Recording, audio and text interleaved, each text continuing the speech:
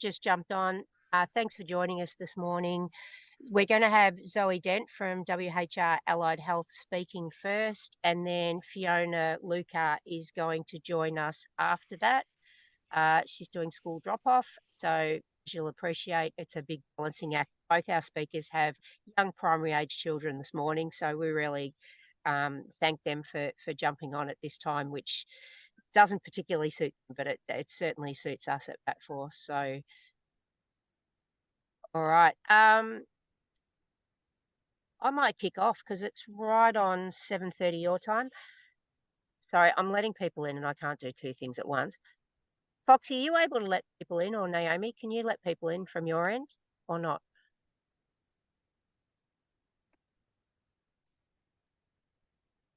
We'll see how we go with that. All right. So thanks for joining us in today's Bat Chat. This is the second in this series. Bit of luck, next year we'll have 4 in the series of PD talks for schools. I'm not going to talk for long today because it's about you having time with these amazing practitioners today. I want to introduce Zoe Dent from WHR Allied Health. For those of you who had the privilege of listening to Zoe last time, wealth of knowledge in this space around sensory information. I want to acknowledge today that I'm coming to you from Wapabara land, up north. I will be back in the office next week, and I acknowledge that most of our schools today, I think, are coming from Wadawurrung, Goolagin and Gadapanood country. If you are sitting on other country, please feel free to write that in the chat. So, Zoe, are you ready to kick off? Sure.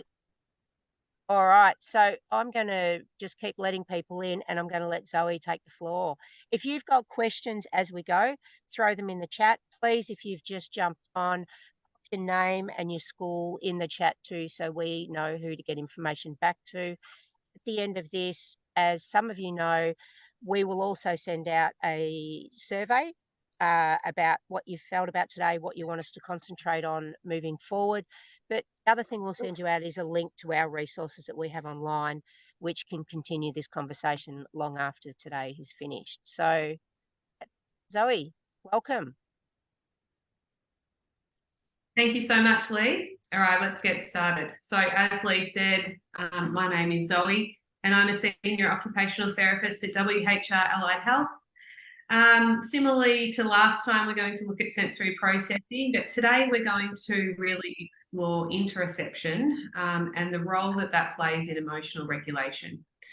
So we're going to start by acknowledging the traditional custodians of the land in which I'm recording this from today, which is on Wadawurrung country, and pay my respects to their elders past and present. I also acknowledge my gratitude that we share this land today, my sorrow for some of the costs of that sharing, and my hope and belief that we can move to a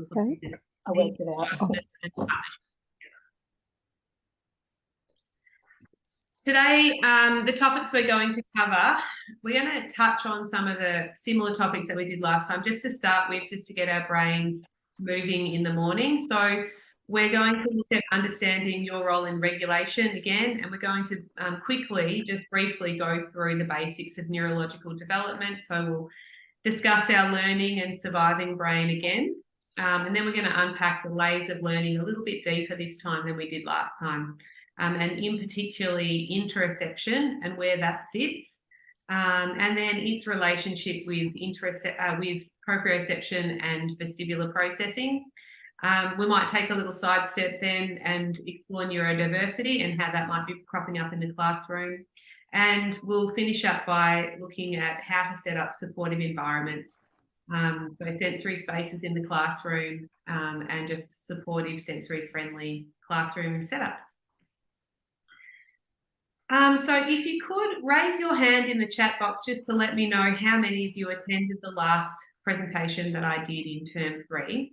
We're going to cast our minds back briefly to that session to rehash some of the content on co-regulation, as it is the cornerstone of regulation in the classroom. So learning how to regulate and support students when they're dysregulated will have a profound effect on your learning environment. You have the power to turn on and switch off the nervous systems for the students in your class. So if you are not in a calm and connected state, You will not be able to regulate a classroom of students that you are holding space for. Remember that you are teaching children and young people throughout a developmentally sensitive period in their life. From the moment they come to school to the moment they finish, the brain is still developing. It's important to keep this in front of mind when working with challenging behaviours in the classroom. The brain grows through experience. So the more experience a child has had at being co-regulated by attuned and responsive caregivers, the more likely it is that that child can demonstrate self-regulatory skills. However, different situations will evoke different emotions in every student.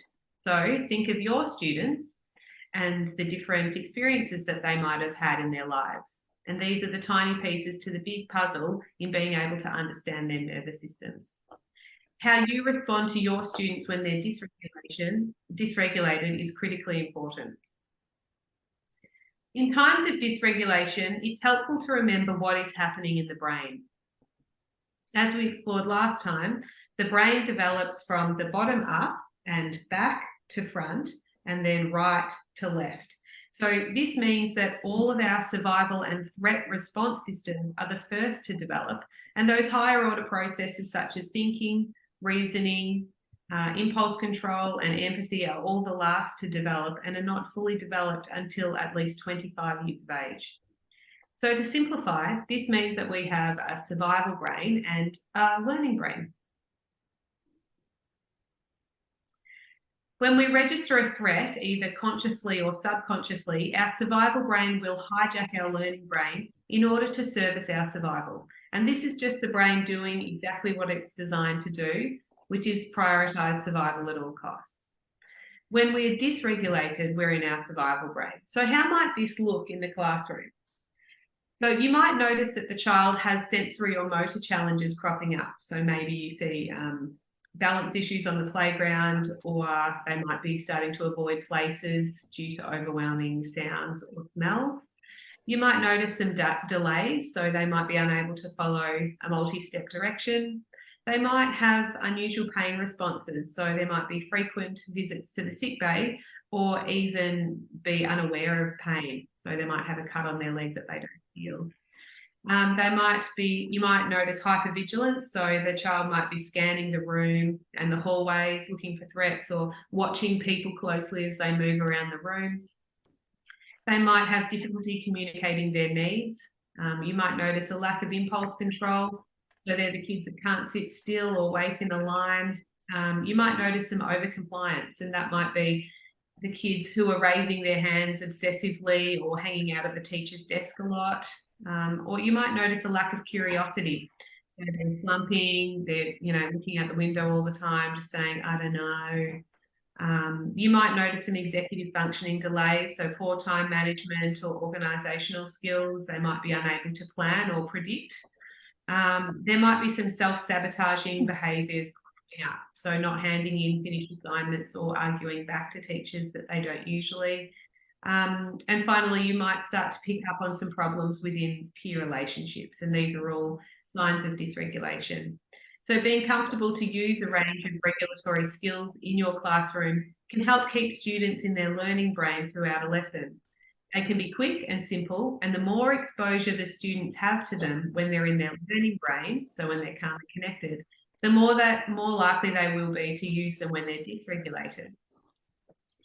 So when you're noticing students starting to present in these ways, the quickest way to get them back into their learning brains is through connection and co-regulation. And you can achieve this through a number of ways, but today we will focus on using our sensory systems. Connection through movement is generally the fastest way to bring kids back into their bodies, but every nervous system is different, and some kids won't want to do this. So it's important to have a few different sensory strategies up your sleeve.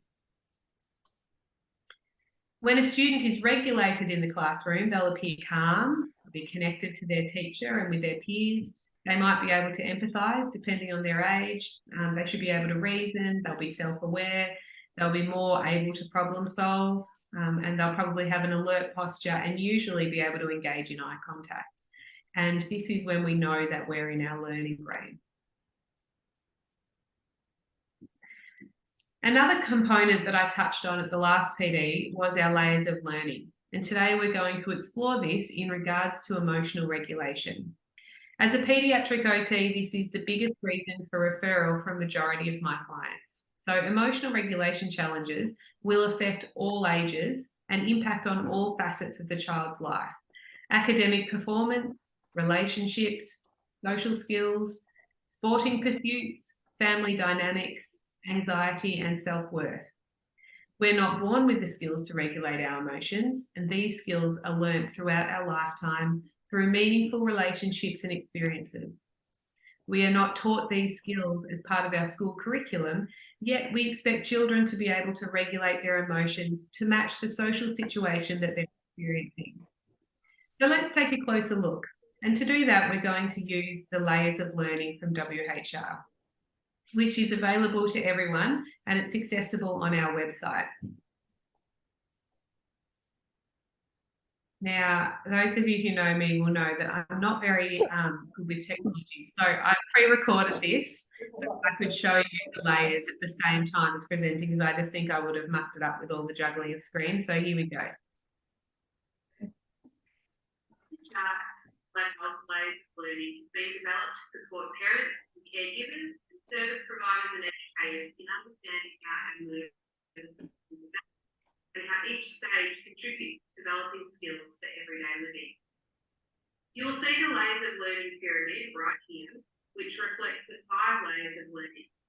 Each layer of the pyramid represents a different stage of development. You can click on each of the titles to view overall details about the stage, as well as each individual skill within each stage. So we start with our sensory system, and then we learn how to move, and then we start to play and communicate, and then that leads to independent learning. It's re-recorded.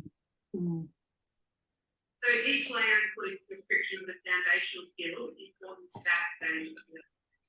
To learn more about each skill, simply click on hyperlink. This will open up a text box detailing the description of that skill tabs to suggest different relevant assessment methods. Shocking audio. Zoe, we're having trouble hearing that. Okay. Let Sorry. me stop it then. Yeah, sorry. Do you want me to hear any of that? Yeah, because she said she didn't want to do it because she doesn't do very well with presenting it, so she pre-recorded it. Would you like me to say it? Because I can just repeat myself. Yeah. All right. So for everyone, I'm not sure how much of that you heard. Could you see the video? Yep, we could see the video. Yeah, we could see the video. It was just really difficult to listen to. All right. Sorry. No, that's all right. I'll jump back in. I reckon it was around here. So basically the layers of learning differentiates like the 5 stages of neurological development.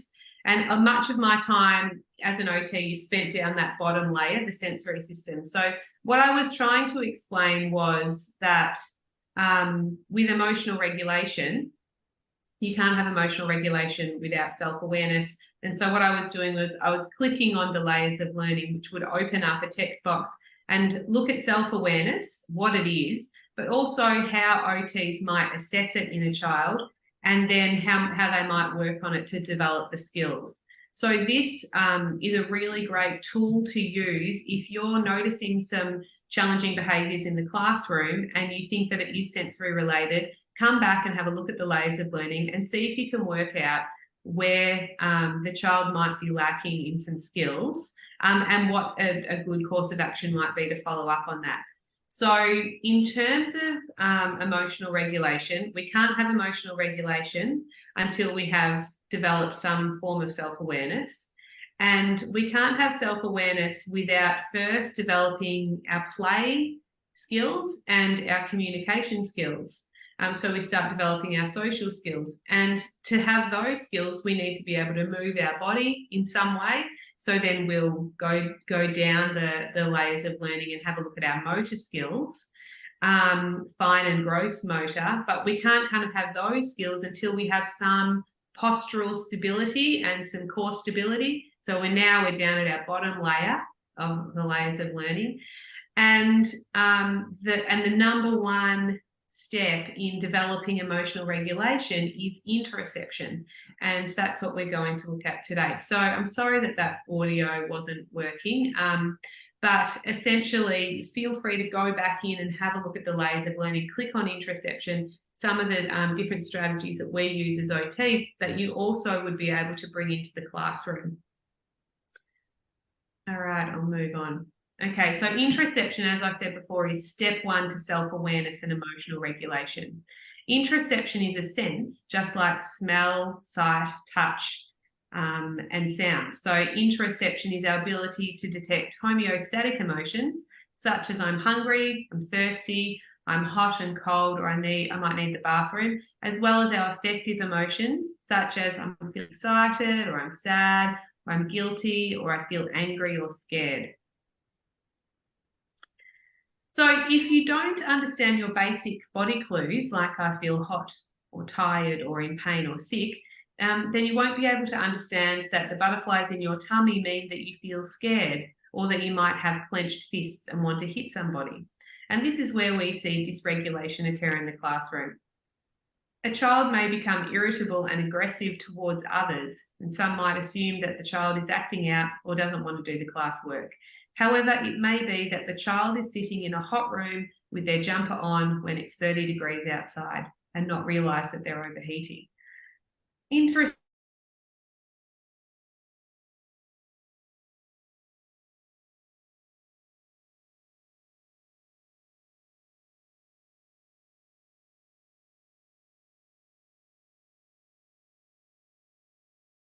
We're going to do a little activity now. So I'm going to get you to try and count your pulse, but you can't touch your wrist or your neck. I just want you to sit there and close your eyes and try to estimate your pulse. So I'll time 15 seconds, and this is going to measure our interoceptive pulse. So get yourselves ready and go.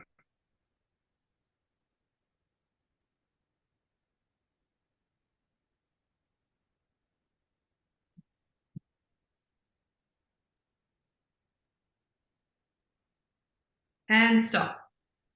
All right, so just take a mental note of that number, or maybe you might like to write it down. And this time I'm going to get you to actually take your pulse the normal way, so with your fingers to your neck or your wrist. And get yourselves ready and go.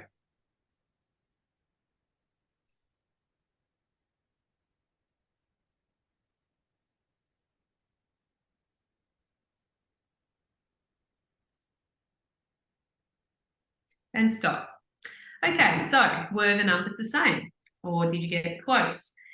If you did, well done. If you didn't, then perhaps you need to do some work on developing your interoceptive awareness.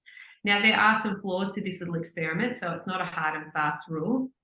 For one, generally speaking, the average heart rate sits at around 60 beats per minute, which is about 1 beat per second.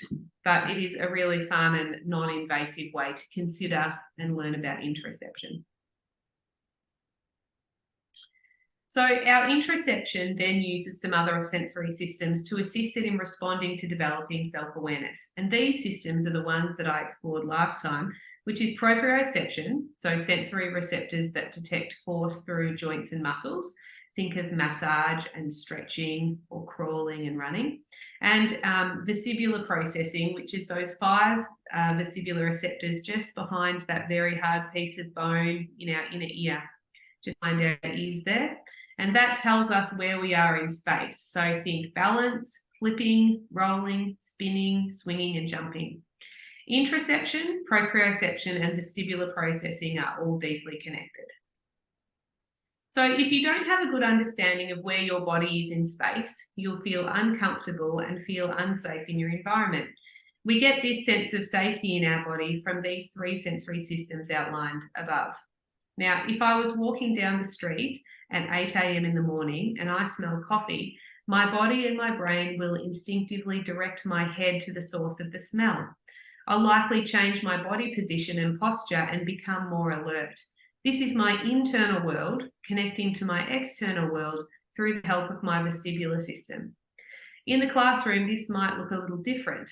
If any one of those three systems is not working efficiently, it will result in poor spatial awareness and feelings of dysregulation and overwhelm. And we build our body mapping and our spatial awareness from our experiences, in particular novel experiences. So if we do the same thing every day, our brain will have a difficult time mapping where our body is in terms of our environment, which is why it is fundamentally important to build movement into a child's daily life. So let's take a closer look at how this might present in the classroom. Claire is a 6-year-old girl who's completing prep at primary school. Excuse me. She's eager to please her teacher and to impress her peers. Claire is completing a colouring task that the teacher has set the class. She's colouring her rainbow diligently and is very focused on doing a good job. As a side note, this age group goes through a period of neurological development where anything less than perfect can be extremely distressing for them. So it's when we might see them like scrunching up paper or ripping up books and saying, I don't want to do it. Sometimes they just might flat out refuse to do like particularly drawing and colouring because their fear of failure, and it is a developmental stage. Anyway, back to Claire. So Claire puts down the yellow pencil and goes to pick up the orange one when her friend picks it up first. I was about to use that, says Claire, but her friend just shrugs and starts colouring with it. So let's rewind a little bit. At recess, Claire didn't use the bathroom. She started to notice that the toilets at school are cold and can sometimes be damp and have a funny smell. So today she didn't go. Her bladder is now well and truly full, but because Claire is so focused on completing her rainbow, she has not noticed this uncomfortable sensation. She started unconsciously clenching her muscles to compensate for the feeling, and her breathing rate starts to pick up. She's scrunching her toes and making a fist. All of a sudden, Claire yells, "Give it to me," to her friend, and she snatches the pencil and accidentally shoves her friend at the same time. All of the people around Claire will see her behaviour without considering what was happening to her internal world. Claire activated her sympathetic nervous system without even knowing it. There were lots of internal signs and clues that her body was trying to tell her, but she missed these as she was so focused on her work. Let's meet Harry. So he's a 13-year-old boy who's completing Year 7. Harry's very active, and during recess and lunchtime, he's playing footy or soccer or anything with a ball, and he loves hanging out with his mates. Today, it's pretty warm, and Harry has been playing on the oval as usual. He comes back into the class a little deflated after having lost the game of footy they were playing at lunchtime. Harry forgot to eat his lunch or to have a drink because he was so focused on winning the game. The teacher asks the class to get out their maths books, and Harry's a bit slow to get his books out, and the teacher gives him a friendly prompt to hurry up. By the time his books are out, he's already behind. His mate leans in and stirs him up about the loss of the game at lunchtime. Harry is now flustered, hot, thirsty, and starving, having not eaten since breakfast. Harry has lost whatever executive functioning he had before, so he can't plan, he's got impulse control issues, and all he sees is the cheeky expression on his friend's face. And Harry instantly reacts by punching his mate in the face and giving him a blood nose. If Harry had realised that he needed a drink, he might have stopped for long enough to pick up on some of those clues in his body, such as, oh yeah, it's time to eat, or wow, I feel really hot, or man, I'm annoyed about that footy game. But Harry missed all of these signals, and his amygdala detected a threat and activated his fight or flight system, and he became dysregulated. When you miss homeostatic body clues and signals, you miss the emotional state that these can evoke, and you might only pick up on these big feelings when it's too late and when the reaction or externalizing behavior has already taken place. Okay, so with the help of our interoceptors, we feel an internal sensation, which leads to our body's state of emotion, which leads to an urge to act to meet a need, and then finally that leads to the action to meet that need. We're just going to sidestep for a moment. So neurodiversity is a term used to encompass people who display atypical patterns of thought and behaviour. And this might include people who've been diagnosed with ADHD, ASD and dyslexia, among many other conditions. So what is happening in the neurodiverse brain? Through functional MRI, we can now see the areas of the brain that light up to show which states and which bundles of nerves are activated during different tasks. Task Positive Network, or TPN, is the state that we're in when we are focused on completing a task. It could be digging a hole or making a piece of toast or writing a note or doing a presentation. And when we're in this state, we're in the zone and we're really focused on achieving our goal. And in this state, we're calm and connected. For kids with ADHD and ASD, they might become hyper-focused, so focused that they can't transition on to the next task and may even become upset if they're forced to stop. As a general rule, we as a whole population are spending less and less time in our TPN. We're not spending enough time focusing solely on just one task without distraction. So not enough time to finish digging the hole or making the piece of toast or writing the note or doing the presentation. And our brain's neurological pathways grow like a muscle. So if you don't use it, you lose it. So this means that the less time we spend in the TPN, the less neurological activity lights up that part of the brain, the less pathways we have to access it. On the flip side, if we finish the task, or if our mind wanders from the task, or if we pause the task too long and start to feel emotions like frustration or dismay while we're doing the task, our brain switches to a different state, which is called the default mode network, or the DMN. This state allows for expansive, imaginative, or creative thinking.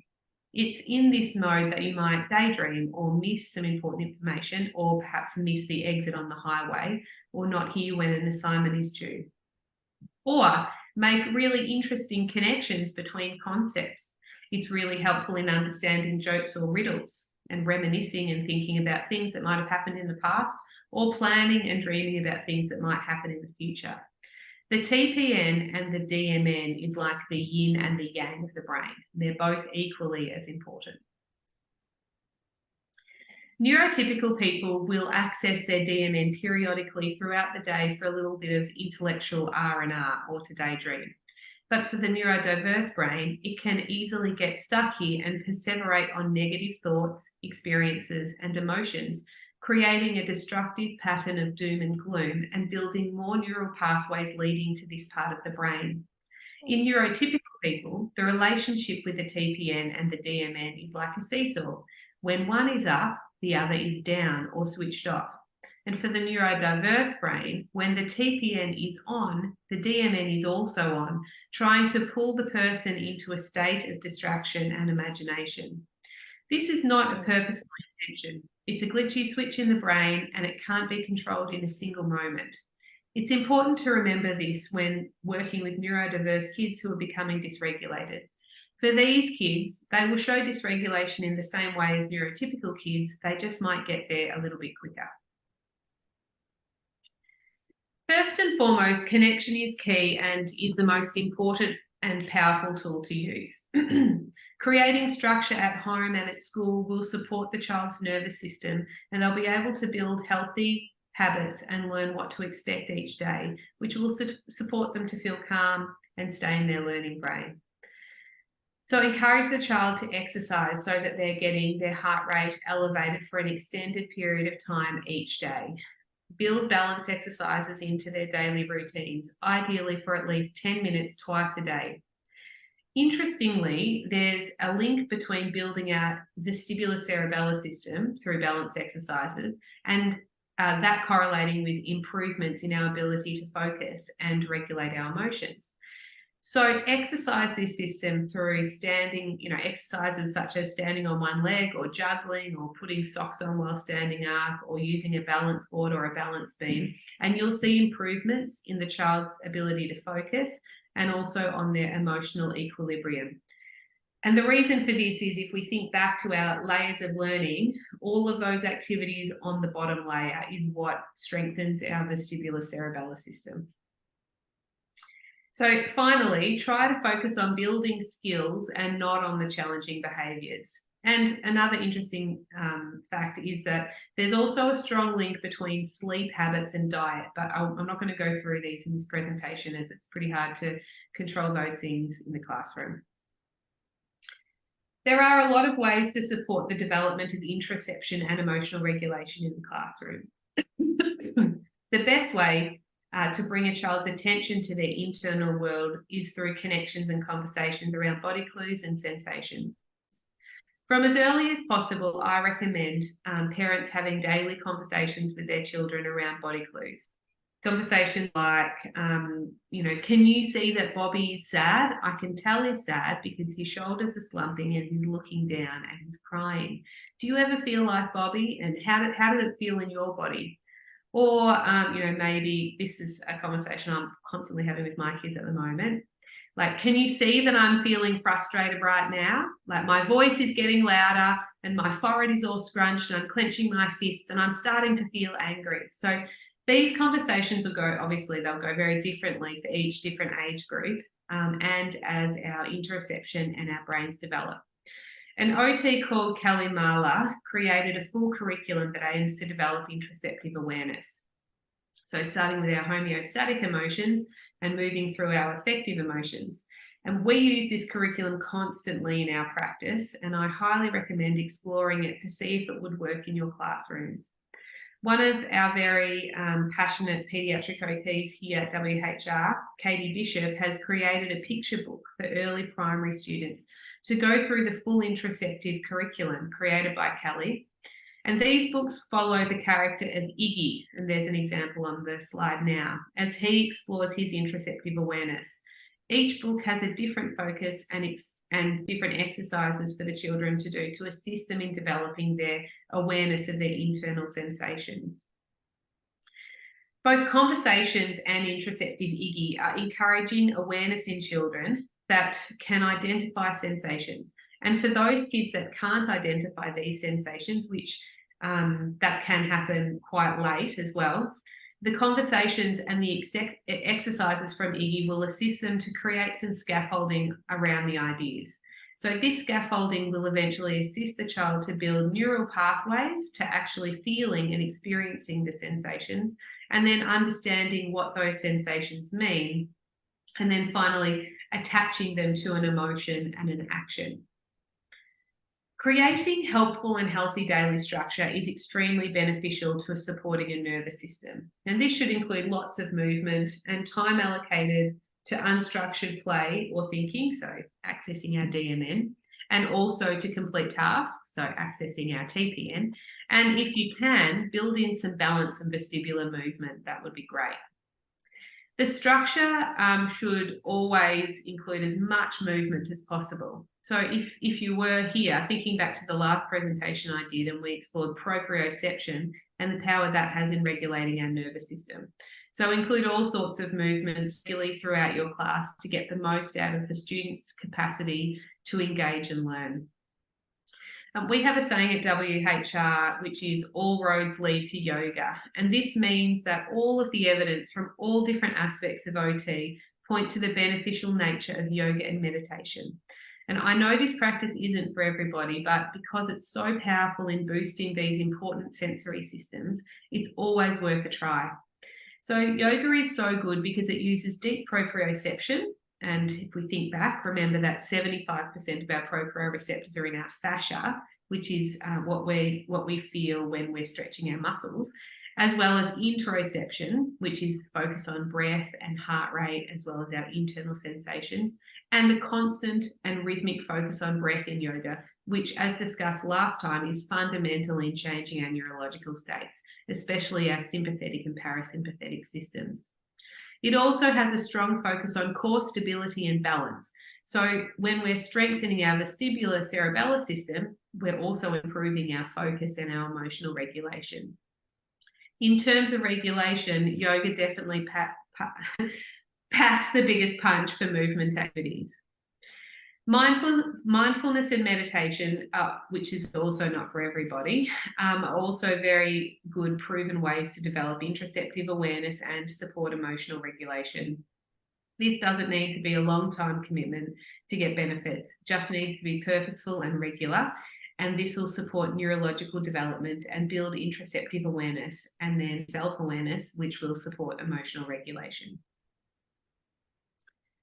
Remember, when we're developing these skills of interoception and emotional regulation, we are building new neural pathways. So we're turning a dirt track into a superhighway in our brains. So this is going to take time and patience, particularly from the parents and teachers. In a world where we rely on convenience and time efficiencies and life hacks and schedules, we need to remember to give the child time to develop and learn these skills, to make mistakes and to try again. We must remember to remain calm and do our very best to model good examples of emotional regulation to support them to develop it. Every child will have a different upbringing in a different environment with different expectations, as well as different genetic predispositions and temperaments. So it's not going to develop the same in every child. And keep this in front of mind when working on these skills of interoception and emotional regulation in the classroom. The physical environment that a student is learning in can make a big impact on their ability to access and stay in their learning brain, and in a regulated state where they feel calm and connected. As you'll now be able to appreciate, our nervous system, they're all very different and crave or avoid different things to make us feel good. So if you think back to my last presentation about the sensory profile and the 4 quadrants of sensory processing, some kids seek more stimulation while others avoid more stimulation. And for this reason, it is very difficult or nearly impossible to create the perfect environment for every student. But we do have a few little tips and tricks to set up as best you can to support majority of students to stay in their learning brains. WHR Allied Health have an environmental audit that we complete to support classrooms to be sensory friendly. And if you'd like more information on this, please get in touch. These audits will cover the following areas. So we look at how to set up visually, how to set up and visually create classroom schedules, appropriate seating and table setup to support postural development and core stability. We look at transition instructions to support students to prepare for transitions throughout the day. We look at visual clutter and distractions in the room. I'm just going to take another side step for a moment. I'm seeing more and more kids referred to OT from their primary school teachers querying ADHD. And there's a very strong link between ADHD-like behaviours and a lack of visual processing skills. This is also coming out in reading and writing and emotional regulation challenges and impulsive challenges. So visual processing in early primary age children is often forgotten about, even though 80% of learning in schools are through visual modalities. Visual processing challenges might look like the kids who might appear to be slightly clumsy or awkward or maybe a bit uncoordinated. They might have difficulty with ball skills or slower to read and write. They might appear to be dizzy sometimes when they're playing in the playground. You might notice emotional regulation challenges, and you will definitely notice impulsive and fidgety behaviours.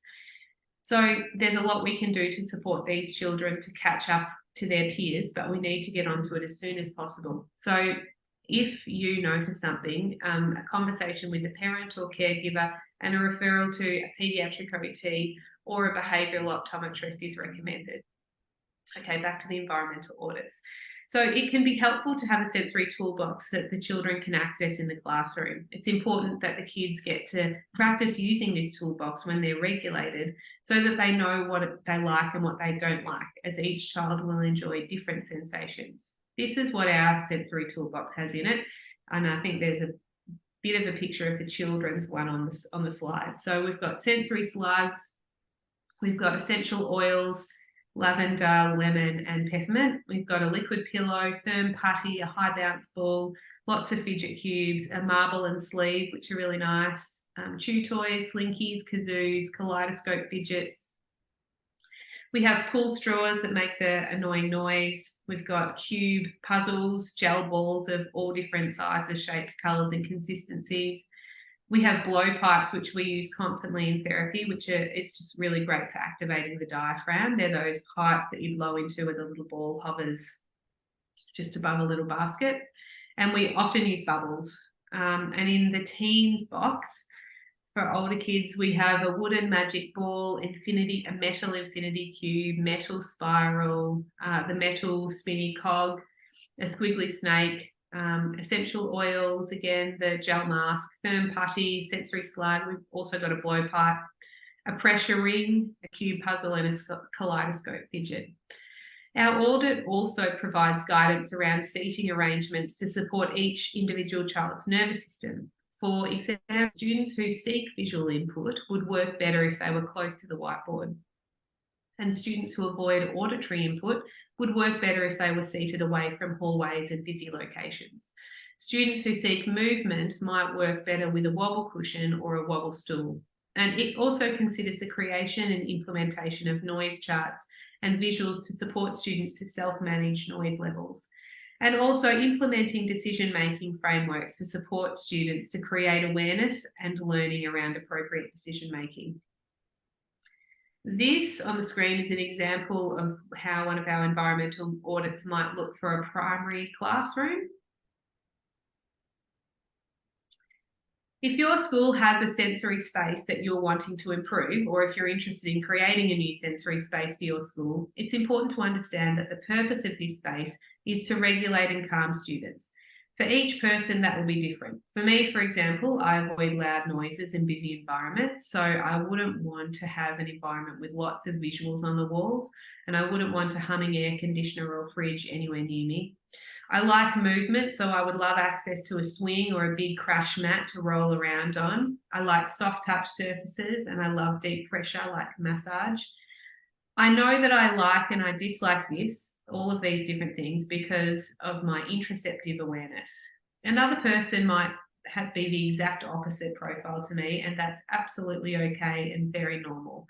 But we want a space that's going to suit all nervous systems. So here's what I recommend. A separate room away from a busy space, so away from like a lunchtime area.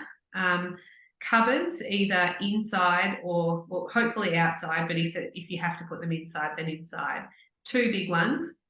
Each cupboard would be dedicated to a different profile. So this means a cupboard dedicated to high thresholds or those who want to get more sensory input with shelves for each of the different senses. So that's a shelf for touch, auditory, visual, proprioception, vestibular, oral, olfactory or smell, and interoception. And this cupboard might include crash mats, wobble cushions, Swiss balls, lights, fidgets, torches, scooter boards, vibrating plates, all the gross motor equipment such as scooter board slides or resistance bands, switches, hats, shaving cream, lots of cushions and bean bags, and also a cupboard dedicated to low thresholds or people that are trying to reduce their sensory input. And these shelves might include a body sock, a lycra tunnel, a blackout tent, noise-cancelling headphones, an eye mask or an eye pillow, a yoga mat, a blanket, bubbles, and chewing gum. To use such a space efficiently would require somebody to take leadership in learning how to support a child to work through their sensory profile and the sensory tools that might help them to calm down. Ideally, this is somebody trained in sensory processing. If we cast our minds back to my last presentation and remember that jar that I used, we will remember that some kids might need to access items from the low thresholds cupboard. Say if it was auditory, they might want the noise cancelling headphones, while also accessing some items from the high thresholds cupboard. So for instance, the crash mat for proprioception.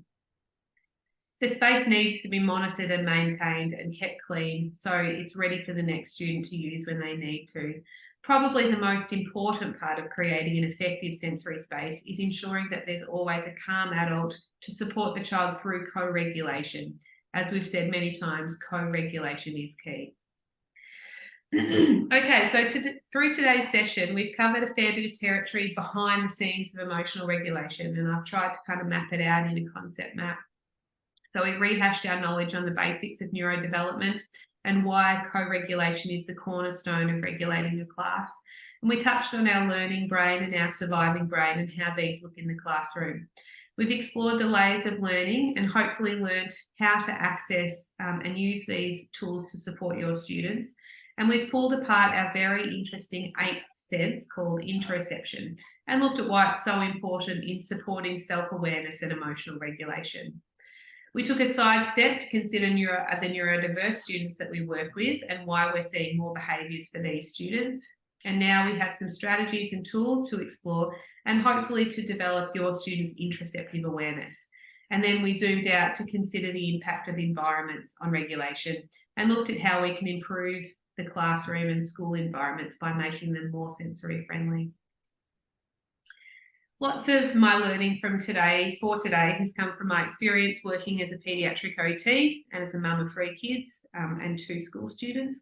And I've also spoken to lots of teachers to get their ideas and understanding of the relevant topics to cover. On top of this, I've read lots of books, but my favourite ones at the moment, which I used in creating this presentation, are below, and these include Regulation and Co-Regulation, Accessible Neuroscience and Connection Strategies that Bring Calm into the Classroom by Ginger Healy. ADHD 2.0 by Edward Hallowell and John Ratey is also excellent. The Explosive Child is a good read. Kelly Marler's Interoceptive Curriculum and Activity Cards we use all the time. And also Caitlin Bishop's Interoceptive Iggy books. And probably my favourite of all time as always, and I talked about last time, is The Whole Brain Child by Tina Payne Bryson and Jan Siegel. And I recommend all these resources to support your learning and practice. But you're also all more than welcome to reach out to us at WHR Allied Health if you want to further your understanding on any aspect of today's topics. All the best. Thanks so much. Hope Thanks. you've something out of it. Thanks, Zoe. We'll make all of those, that list of books available on our site. I'm going to get Fiona to quickly set up her email. If you want to jump off, Zoe, we'll get Fiona to quickly set up. This is being recorded. We will have this available on our school's wellbeing support board. And if anyone's got any questions for Zoe, please jump them in the chat box now. Zoe will have a quick look at that while we're moving through. Huge information there, and yeah, I'm a big believer in as soon as kids come in after lunch asking how lunch was, because it's amazing the things that happen at lunchtime that if we run straight into curriculum, we sort of forget to check in on young people. One of the things I love the fact is that you talked about yoga, which is something I'm trying really hard, Zoe, I promise, to have a crack at the moment. I'm